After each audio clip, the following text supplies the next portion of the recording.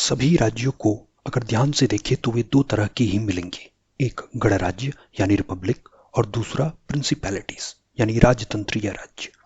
ये प्रिंसिपैलिटीज भी दो तरह की होंगी। एक होगा हेरिडेटरी यानी वंशानुगत राज्य और दूसरा होगा एक नया राज्य। नए वाले राज्य भी या तो एकदम नए होंगे या किसी वंशानुगत राजा के राज्य में हाल ही में शामिल हुए होंगे। मैं रिपब्लिक राज्यों के बारे में पहले से ही अपनी पुस्तक द डिस्कोर्स में बता चुका हूं, इसलिए मैं यहां केवल प्रिंसिपैलिटीज यानी राजतंत्रीय राज्यों के बारे में ही बात करूंगा। वंशानुगत राज्यों पर नए राज्यों की अपेक्षा शासन करना आसान होता है। इसके दो कारण हैं। पहला, हेरिडेटरी राज्यों में पूर्वजों के आजमाए परखे नियम कानून होते हैं। एक राजा को केवल इन्हीं नियमों कानूनों का पालन बस करना होता है। दूसरा, प्रजा का अपने राज्य के राज परिवार से प्राकृतिक लगाव होता है। नए राज्यों में कठिनाइयां आती हैं क्योंकि वहां जनता हमेशा अपनी दशा में सुधार के लिए राजा बदलने को तैयार रहती है। अगर जीता हुआ क्षेत्र सेम रीजन या सेम लैंग्वेज का हो तो उसे अपने राज्य में शामिल किए रखने में कम परेशानी होती है। पर अगर जीते हुए क्षेत्र की लैंग्वेज, लॉ, कस्टम अलग हो तो उन्हें अपने अधीन रखने में भाग्य, फॉर्चून और योग्यता की जरूरत पड़ती है। इस तरह के राज्यों को अपने नियंत्रण में रखने का एक तरीका यह है कि राजा स्वयं वहां जाकर रहे। दूसरा उपाय है कि ऐसे नए क्षेत्रों में कुछ स्थानों पर कॉलोनी बसा दे और वहां पर्याप्त सेना रख दे। कॉलोनी बसाने में वहां के कुछ लोगों का अगर जमीन खेत छीनना पड़े तो भी कोई बात नहीं, क्योंकि जमीन खेत खो देने से वहां का वो नागरिक गरीब हो जाएगा और गरीब आदमी एक राज्य के लिए खतरनाक नहीं होता है। आश्चर्य होता है जानकर के कि सिकंदर महान के मरने के उपरांत उसके द्वारा जीते हुए एशियाई इलाकों में बगावत क्यों नहीं हुई। किसी भी राज्य पर दो तरीके से शासन किया जाता है। पहला, राजा और उसके द्वारा नियुक्त मंत्रियों या सेवकों द्वारा। दूसरा तरीका है राजा और उस क्षेत्र के जमींदारों या बैरन्स द्वारा।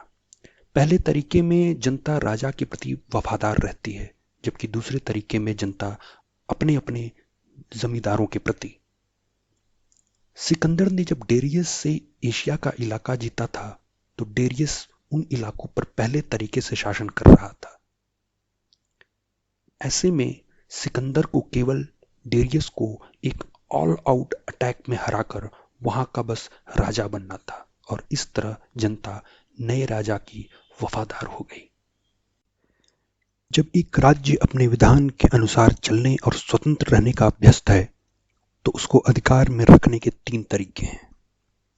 पहला कि उस राज्य को पूरी तरह से उजाड़ दो, क्योंकि एक नगर जो स्वतंत्रता पूर्वक रहने का अभ्यस्त है वहां स्वतंत्रता और प्राचीन परंपरा के नाम पर कभी भी विद्रोह किया जा सकता है।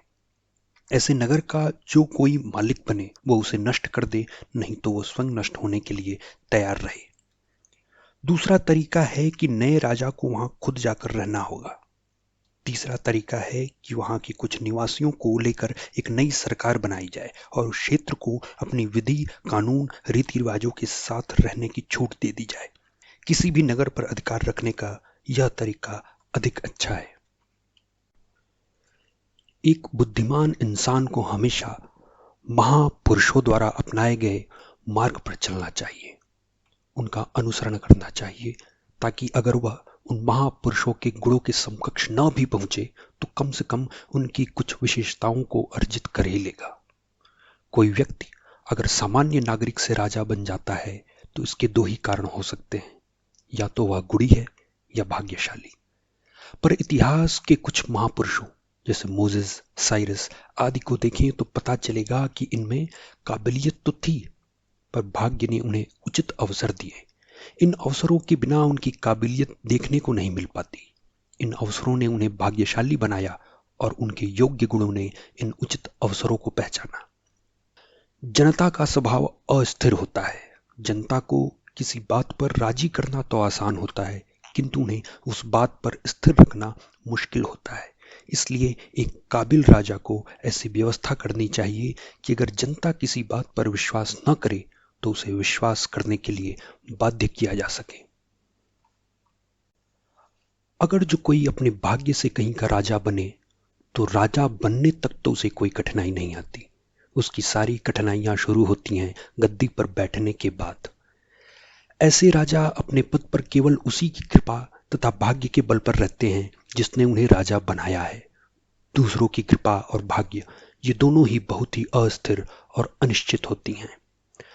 भाग्य से बने राजा जल्दी से तो बढ़ते हैं पर उनकी जड़ें और शाखाएं मजबूत नहीं हो पाती और पहले ही आंधी में वो अपना राज्य खो देते हैं।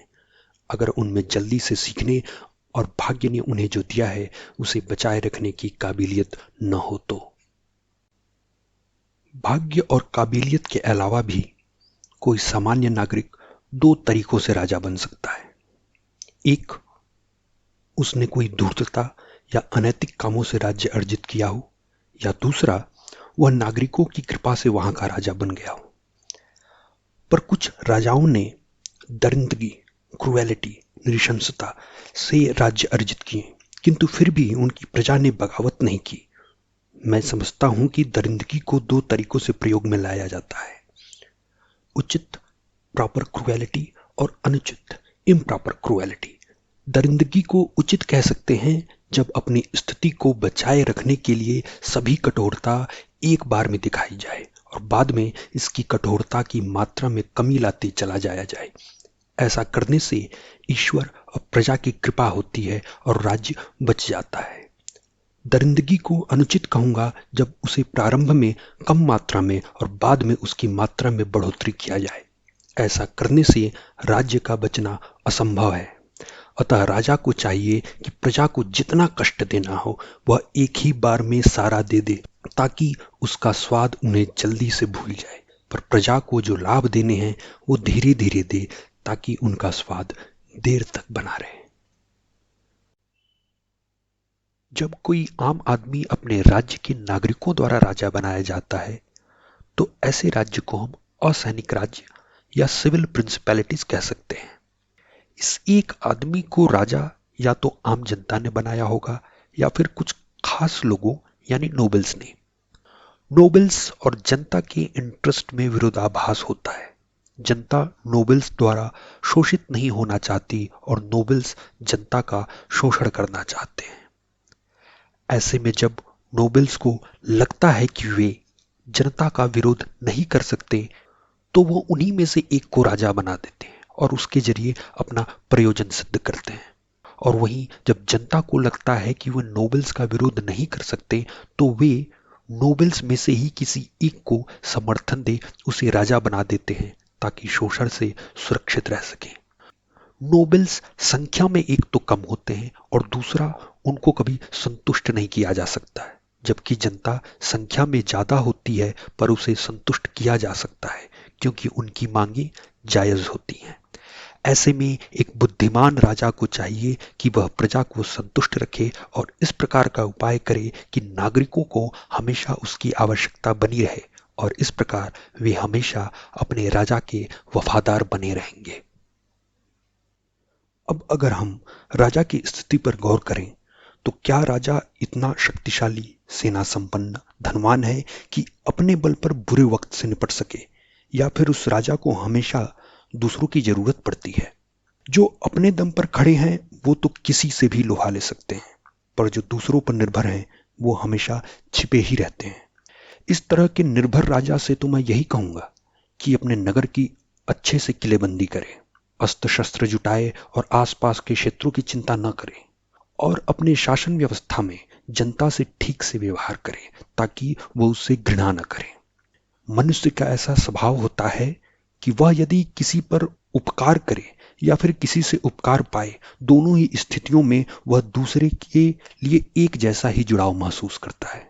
तो अगर किसी बाहरी आक्रमण के दौरान दुर्ग के बाहर के लोगों की संपत्ति नष्ट भी हो जाए तो भी कुछ देर बाद वे नागरिक राजा के प्रबल समर्थक बन जाते हैं, क्योंकि उन्हें लगता है कि राजा के समर्थन में उनके घर जल गए, उन्होंने राजा के ऊपर उपकार किया है।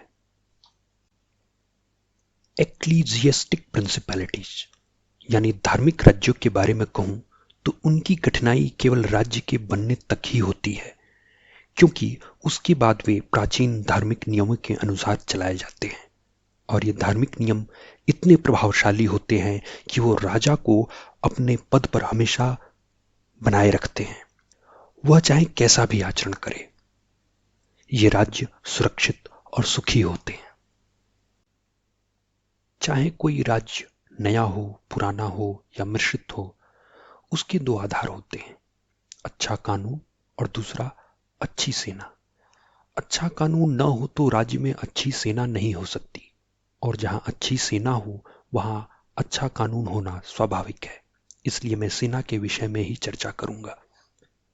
सेना जिससे कोई राजा अपने राज्य की रक्षा करता है, या तो उसकी खुद की होती है या वो मर्शिनरीज यानी किराए के सैनिक हो सकते हैं, या ऑक्सिलरीज यानी सहायक सेना हो सकती है, या इन दोनों के मिले जुले रूप हो सकते हैं।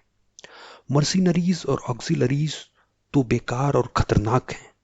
अगर जो कोई राजा इनके भरोसे रहता है तो वह उसके राज्य में कभी भी वास्तविक शांति व सुरक्षा नहीं रहेगी। मर्शिनरीज यानी भाड़े की सेना का कप्तान अगर योग्य है तो भी आप उस पर भरोसा नहीं कर सकते, क्योंकि वो हमेशा सत्ता हथियाने के पीछे लगा रहेगा, और अगर वह कप्तान अयोग्य है तो वो तो वैसे ही आपको ले डूबेगा। अतः मैं कहूंगा एक सेना की कमान हमेशा एक राजा के हाथ में होनी चाहिए। या तो राजा खुद सेनानायक बने या फिर स्वयं के राज्य के किसी योग्य व्यक्ति को कमांडर बनाए। ऑक्सिलरी फोर्सेस या सहायक सेना ऐसी सेना होती है जब राज्य से इतर किसी विदेशी सेना से मदद मांगी जाए। ये सहायक सेना भी बेकार ही होती है। सहायक सेनाएं केवल अपने लिए ही फायदे में होती हैं, और जो राजा उन्हें बुलाता है वह हमेशा संकट में ही रहता है। अगर जो ये सेना हार गई तो राजा तो हार ही गया, पर अगर जो ये सेना जीत गई तो राजा एक कैदी की तरह हो जाता है। तो देखें तो ये सहायक सेना ऑक्सिलरी फोर्सेस तो भाड़े के सैनिकों यानी मर्सिनरीज से भी ज्यादा खतरनाक होती हैं। भाड़े के सैनिकों में खतरा है कि अगर जो डरपोक निकले तो क्या होगा, जबकि सहायक सेना में खतरा है कि अगर ये काबिल निकली तो क्या होगा। इसलिए राजा को चाहिए कि वो सिर्फ अपनी सेना पर भरोसा करे। अपनी सेना लेकर युद्ध हारना दूसरों की सेना लेकर युद्ध जीतने से ज्यादा अच्छा है। युद्ध, युद्ध से जुड़े नियम और युद्ध से जुड़ी शिक्षाएं, राजा को सिर्फ इन्हीं विषयों पर ध्यान देना चाहिए, रुचि रखनी चाहिए, क्योंकि एक राजा जो सैनिक विषयों को नहीं समझता उसे सैनिकों का सम्मान भी नहीं मिलता। राजा को चाहिए कि युद्ध के दौरान ही नहीं बल्कि शांति के दौरान सैन्य विषयों में और ज्यादा रुचि दिखाए। वो अपने सैनिकों के साथ शिकार पर जाए ताकि उसकी सेना में अनुशासन और फुर्ती बनी रहे। उसे युद्ध की स्थितियों पर मानसिक व्यायाम करना चाहिए। राजा को अखिलस, सिकंदर, साइरस, सीजर का इतिहास पढ़ना और उनसे सीखना चाहिए। तो अगर शांति काल है तो राजा आलसी बनकर न बैठा रहे बल्कि उस समय का लाभ उठा और ज्यादा मेहनत करे। अच्छे व्यक्तियों के बारे में मैं कहूंगा कि एक व्यक्ति जो अपने हर काम में अच्छाई स्थापित करना चाहता है, वह इतने सारे लोगों में जो अच्छे नहीं हैं नष्ट हो जाता है। इसलिए मैं कहूंगा एक राजा जो अपने अस्तित्व को बनाए रखना चाहता है वो सीखे कि कब अच्छाई का प्रयोग करना है और कब नहीं। उदार होना अच्छी बात है, पर उदारता इसलिए दिखाना कि लोग उदार समझें, ऐसा समझना खतरनाक होता है, क्योंकि उदार दिखने के लिए राजा को अपनी संपत्ति गंवानी पड़ती है। एक राजा को इस बात की चिंता नहीं करनी चाहिए कि लोग उसे कंजूस समझेंगे। समय के साथ लोग उसे उदार ही समझेंगे जब वो देखेंगे कि राजा के पास इतना संसाधन है कि वह अपने बल पर ही राज्य की रक्षा कर सकता है। उसे सिर्फ इस बदनामी की चिंता करनी चाहिए कि उसे कहीं अपनी रक्षा के लिए प्रजा को ठगना न पड़े। एक राजा का कंजूस होना उसके राजपाट में सहायक ही होता है। उदारता केवल उस राजा के लिए अच्छा है जो अपनी सेना को लूट पाट कर, दबाव बनाकर, पैसे ऐंठ कर दूसरों की संपत्ति छीन कर रखता हो। उसे उदारता दिखानी ही पड़ती है, अन्यथा उसकी सेना उसके पीछे नहीं चलेगी। कुल मिलाकर कहूं तो एक राजा का कंजूस के रूप में विख्यात होना अच्छा, जो घृणा रहित अपयश तक ही सीमित है, बजाय कि राजा का उदार के रूप में प्रसिद्ध होना और उसके लिए लुटेरे के रूप में विख्यात होना, जो अपयश और घृणा दोनों का पात्र बनाता है। हर एक राजा को दयालु के रूप में प्रसिद्ध होना चाहिए, निर्दयी के रूप में नहीं, पर उसे दयालुता के दुरुपयोग से बचना चाहिए। एक राजा को अपनी प्रजा को इकट्ठा और वफादार बनाए रखने के लिए निर्दयी होने के अपयश की चिंता नहीं करनी चाहिए। ज्यादा दयालुता दिखाने से राज्य में अराजकता आ जाती है और अराजकता पूरी प्रजा के लिए कष्टकारी है, जबकि एक निर्दयी राजा का कार्य केवल कुछ लोगों तक ही सीमित रहता है। अब प्रश्न है कि एक राजा का डरावना होना अच्छा है या लोकप्रिय होना? मेरा जवाब है दोनों। जहां तक डरावने होने की बात है, एक राजा ऐसा कर सकता है कि लोग भले उससे प्यार न करें तो कम से कम घृणा भी ना करें, और एक राजा ऐसा कर सकता है अगर वह अपने प्रजा की संपत्ति और स्त्री को न छीने। किसी भी स्थिति में राजा को किसी की संपत्ति छीनने से बचना चाहिए, क्योंकि इंसान अपने पिता की मृत्यु को तो जल्दी भूल जाता है, पर अपने पैतृक संपत्ति के छीने जाने को नहीं। राजा की लोकप्रियता का निर्णय दूसरे लेते हैं, जबकि राजा के भय का डर राजा स्वयं लेता है। और एक बुद्धिमान राजा को चाहिए कि वह उस चीज पर भरोसा रखे जो उसके हाथों में है। हां, बस उसे लोगों की घृणा से बचना चाहिए। क्या एक राजा को अपनी बात पर कायम रहना चाहिए अथवा नहीं? अगर हम अपने अनुभवों को देखें तो जिन राजाओं ने अपने वादों को तोड़ा है और चतुराई दिखाई है, उन्होंने बड़े काम किए हैं। एक सिंह फंदे से डरता है और एक लोमड़ी भेड़िए से, इसलिए राजा को सिंह एवं लोमड़ी दोनों होना चाहिए। इंसान दुष्ट स्वभाव के होते हैं, वे जब अपने बातों पर कायम नहीं रहते तो राजा क्यों रहे? वैसे भी वादा खिलाफी के लिए राजाओं के पास कभी तर्कों की कमी थोड़ी न पड़ती है। एक राजा को दयावान, विश्वासयुक्त, चरित्रवान, वादे पर कायम रहने वाला ऐसा दिखना चाहिए, न कि उसे ऐसा होना चाहिए। सामान्यतः इंसान अपनी आंखों पर अपनी हाथों से ज्यादा भरोसा करता है, और राजा को तो वैसे भी प्रजा केवल दूर से देख भर ही सकती है। अतः राजा को केवल अच्छे नैतिक गुणों से युक्त दिखना भर ही पर्याप्त है। एक राजा को ऐसे कार्यों से बचना चाहिए जो उसे घृणित और तिरस्कृत बनाए। राजा घृणित होने से बच सकता है अगर वह किसी की संपत्ति और स्त्री को हाथ न लगाए। राजा का तिरस्कार किया जाएगा अगर वह अस्थिर, छिछोरा, पौरुषहीन, कायर और दृढ़ताहीन है। इसलिए राजा को चाहिए कि उसके कार्यों से महानता, साहस, गांभीर्य और शक्ति का परिचय मिले। राजा को दो चीजों से डरना चाहिए, एक अंदरूनी और दूसरी बाहरी। बाहरी मामलों यानी विदेशी शक्तियों से तो वह एक अच्छी सेना से लड़ सकता है, पर अंदरूनी मामलों यानी अपनी प्रजा से जुड़े मामलों में उसे षड्यंत्रों से बचना चाहिए। और वह षड्यंत्रों से बच सकता है अगर वह घृणित और तिरस्कृत न हो, क्योंकि जो भी किसी राजा के खिलाफ षड्यंत्र में शामिल होता है, वो यही समझता है कि इस राजा की मृत्यु से सुख और समृद्धि आएगी। पर अगर राजा को कोई घृणा ही नहीं करता तो वो ऐसा नहीं समझेगा। इसलिए राजा को षड्यंत्रों की बजाय इस बात पर ज्यादा ध्यान देना चाहिए कि लोग उससे घृणा न करें। एक नए राजा को चाहिए कि अपनी प्रजा को हथियार से संपन्न करे। इससे प्रजा स्वयं उसका हथियार हो जाएगी, और जिनको राजा पर शंका थी वो भी उसके वफादार हो जाएंगे। पर अगर किसी राजा ने किसी नए क्षेत्र को अपने पुराने राज्य में शामिल किया है, तो उसे उस नए क्षेत्र के लोगों को हथियार नहीं देना चाहिए, उनके हथियार छीन लेने चाहिए, केवल कुछ लोगों को छोड़कर जिसने उसकी मदद की थी। राजा का सबसे बड़ा मजबूत किला यही है, प्रजा उससे घृणा न करे। अगर प्रजा उससे घृणा करती है तो कोई भी किला उसकी सुरक्षा नहीं कर पाएगा। एक राजा को कभी दो लोगों या दो पड़ोसियों के युद्ध में तटस्थ नहीं रहना चाहिए। अगर आप विजेता के डर से तटस्थ हैं तो मैं बता दूं कि कोई भी विजेता एक अनिश्चित मित्र जो बुरे वक्त में काम ना आए नहीं चाहता।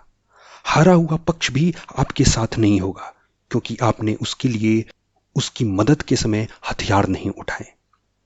बल्कि अगर आप पूरी स्पष्टता से अपना पक्ष जाहिर करते हैं और आपका पक्ष जीत जाता है, तो वो वैसे भी आपकी दया पर होगा, आपका आभारी होगा।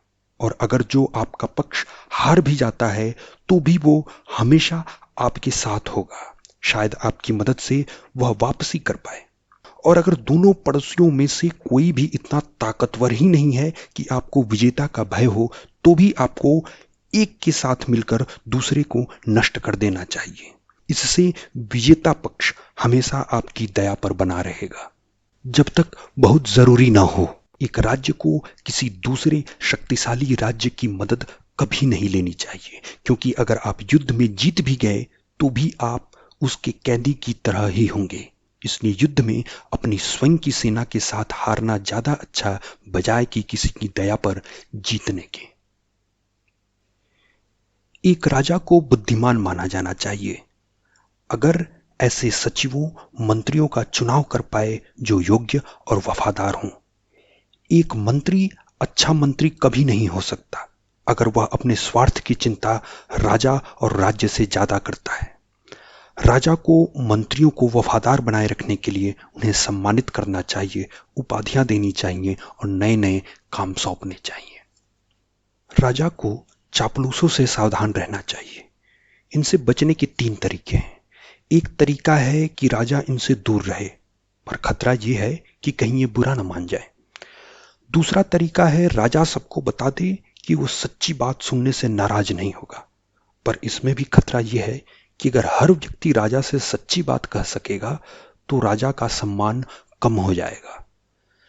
तीसरा तरीका है कि राजा कुछ थोड़े विश्वासी व्यक्तियों को चुने और उनको ही सच कहने की छूट दे, पर उन्हें भी केवल उन्हीं मामलों में जिन पर राजा उनकी राय पूछे।